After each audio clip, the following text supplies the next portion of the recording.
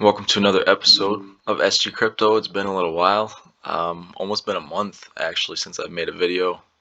It's been kind of much needed, honestly.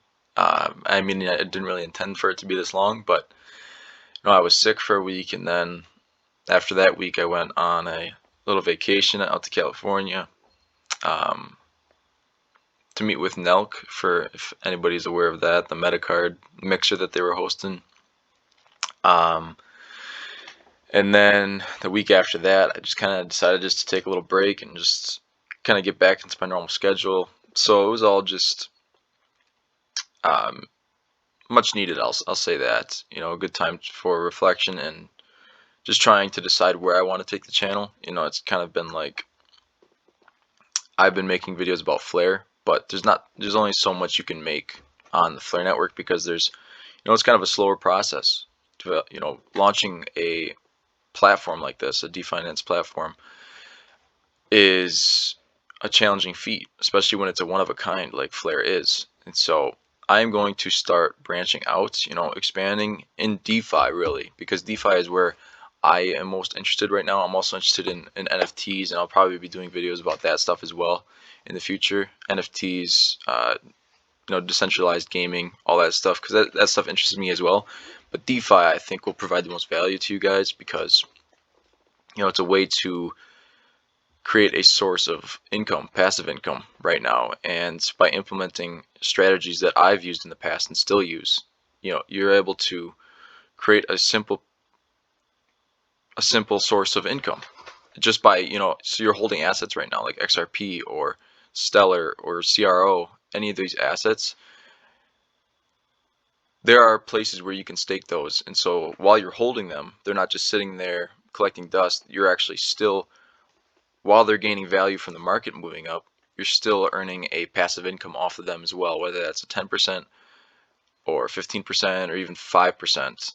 There are platforms out there where you can stake that. Now, there's some platforms that are looking to just take your money and run, so you got to be aware of all that stuff, and there's ways that you can be best prepared for that. But I just wanted to lay that out, that I'm going to start giving you guys more strategies on different platforms, particularly our Osmosis coming soon, probably Thursday.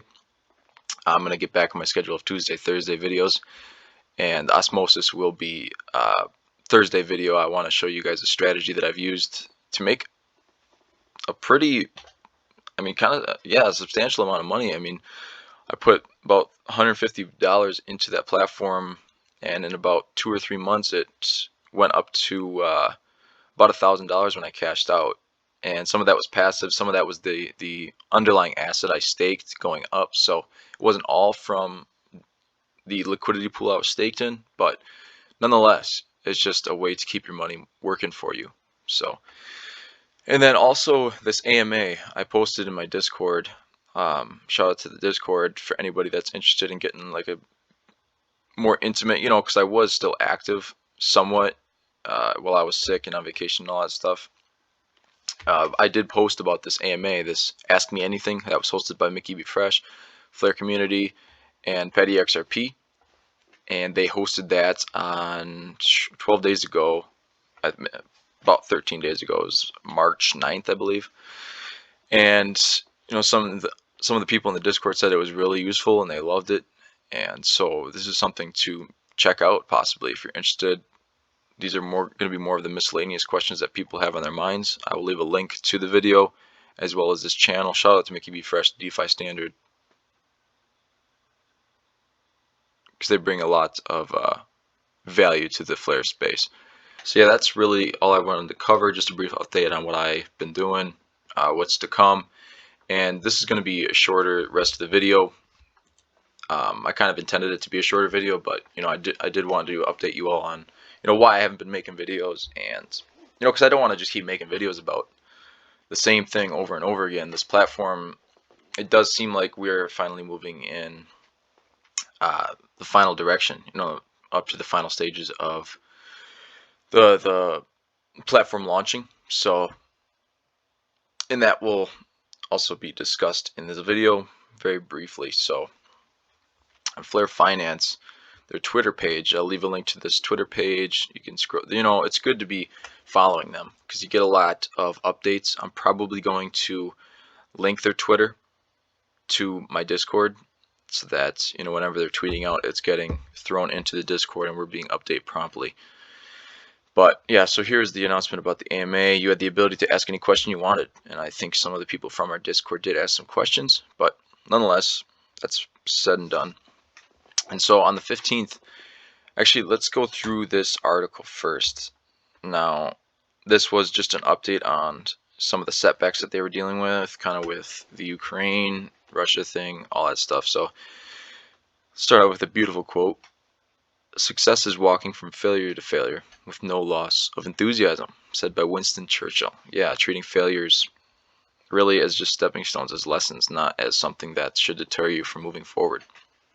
And so, here we go. After a fast start to the Gamma phase, thanks to constant community feedback and participation, we've been steadily isolating and patching bugs on the ExFi platform as designed. During this process, we have been far from perfect, and thus the concerns voiced by the community are mostly valid.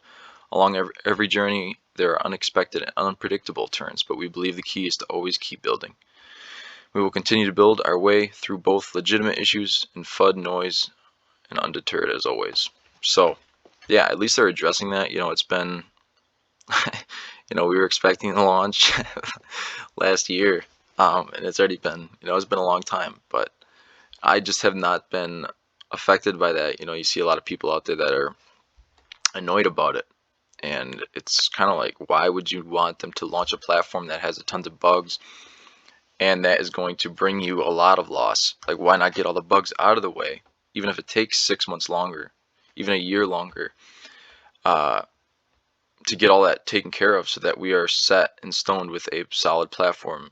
And that doesn't mean that there's not going to be issues, because there will be, but risk for us as users. So, though we are almost ready to push the fixes to the wrapped songbird delegations across the platform and to release all accumulated rewards to their respective holders, a number of members of our development team have been directly affected by recent events in Ukraine. Thankfully, we're able to get most of our team out of Ukraine before the attack started, but not all of our Ukraine-based developers chose to leave. With heavy hearts, we'll continue to monitor the situation in Ukraine, wishing the best for those of our team who remain behind.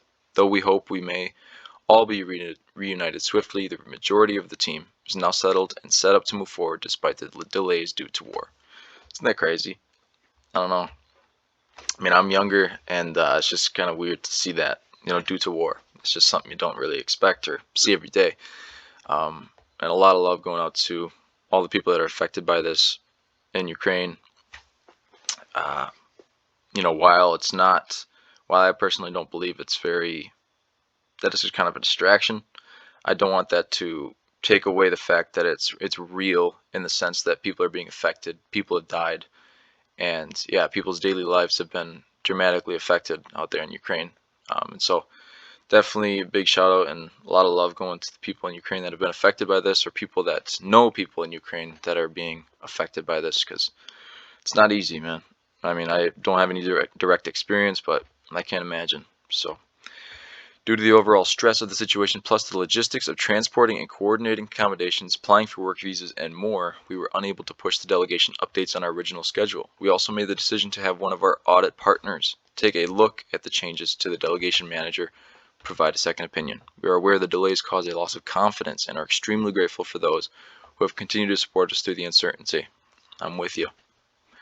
We want to reaffirm that your delegation rewards are secure and will be claimable as soon as the fix is launched. And so that's what they are referring to in here. So that's what they were talking about. So for a period, right here, the epochs 20 through 24 are now claimable in Flare Finance. So they weren't available. People weren't getting their rewards from the FTSO delegations, all that stuff. And the latest tweet was, the future is multi-chain. We are now Flare Finance. So I think it's just a further indication that Flare, the mainnet, is going to be launched soon, which will all be updated. And finally, despite the setbacks, there is some positive news. We are currently processing the necessary data to determine the top 500 DFLR earners. from ExFi Phase 1, all these the 500 top earners will be airdropped this Samurai NFT, which that NFT is very valuable, and it has utility. It will be able to be staked on the Flare platform, and also they will receive these limited edition necklaces. But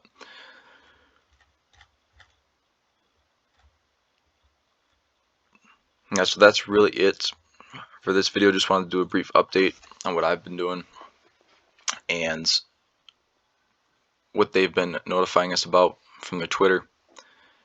If you guys have any questions, comments, concerns, leave those in the comment section of the video, or you can join the Discord, and that's really the best way to get in contact or get your questions answered promptly, because I'm not as active and it's hard to filter through all the comments on YouTube.